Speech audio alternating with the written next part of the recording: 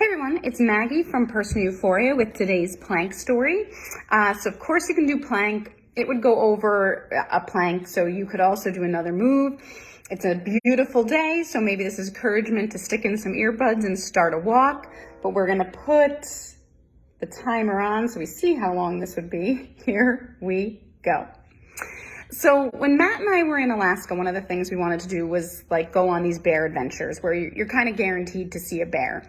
And what I've always seen is like there's a platform with people standing on it and this beautiful river and like 20 bear in that river. And when I called to book it, the woman was like, you can do that and it's a great trip, but you might prefer we like fly 20 people a day into Katmai National Park on this beach, and there is no platform. You like walk around and you find the bears, but you won't see 20. She's like, you'll hopefully see a couple bears, but you're like at the same level with them. You're not, it feels a little less zoo-like.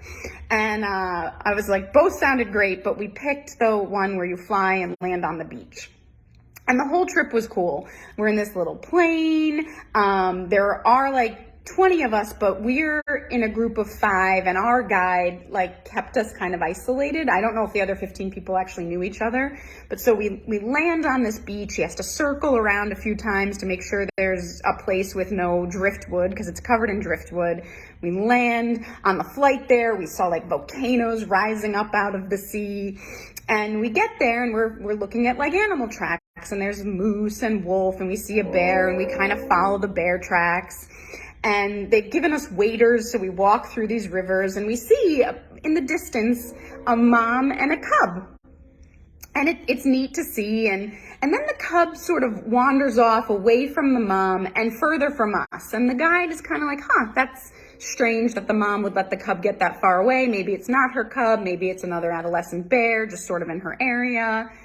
And then the mom hears like a salmon in the water and like jumps up and runs into the river and chases down this salmon. And she runs further away from the cub and like beyond us. And she catches the salmon, and the guide is like, I really don't think that's her cub because she's really far away from it now, and I don't think she'd get that far away. And so he crosses us across the river, and we like are looking at her from the other side, and she finishes her lunch. And then she's like looking around. And the guide's kind of like, I think that is her cub. She's looking for her cub. And then she starts like huffing. Like it's not that loud. It's not even angry sounding, but it is like, that doesn't seem good. And he says to us, like, don't worry. She's talking to her cub. She wants him to come closer. But she starts walking. We have now put ourselves between her and the cub, and she's walking back to the cub. And I think the guide realizes this bear is going to come very close to us. And so he tells us all, like, you're going to sit down, be very still, remember to breathe, and take lots of pictures. And so we sit down. Matt, he said his heart was racing. I'm pretty sure mine stopped for a prolonged period. And this bear like comes over, and she's coming over to check us out on her route to her cub. And so when she gets pretty close, the guide kind of comes around, steps in front of Matt, because Matt's closest to the bear, although we're all kind of huddled together. And he steps out and just says, "Too close, mama." And he pulls a flare, which he doesn't use. And the bear sort of stops and then keeps walking. But she was 8 feet from us. And people keep saying she looks like lean in the video. In real life, she looked massive. It's a brown coastal bear. It's the same species as a grizzly bear, but bigger. She was huge. And she walks by us, and then my heart starts again. And then the cub comes over and like wants to engage with us, and the guy does the same thing, like, too close, bear, and he startles really quickly, and then the guide moves us like further away from these bears. But it was super cool, especially on this end of it. In the moment, I think I thought I was going to have a heart attack. But then it's also interesting because I said to the guide, like, you told us sit down, be quiet, and everything I've always heard is like, get big, make a lot of noise. And he said, when you go home, any other interaction in life, you get big, you make noise, right? Like be aggressive.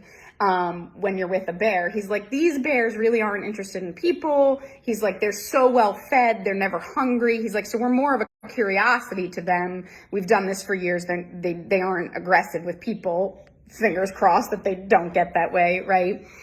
But I thought it was interesting, and so I asked our guide in Mount Denali, or a ranger from Denali National Park, and she had said, well, I think you have to assess the bear. You respond differently for a curious bear or a bear you've spooked or an aggressive bear. Like you might walk away slowly, or you might want to talk and make noise depending on the reaction of the bear, which seems trickier because it's not just like stop, drop, and roll. This is what I do when I see a bear.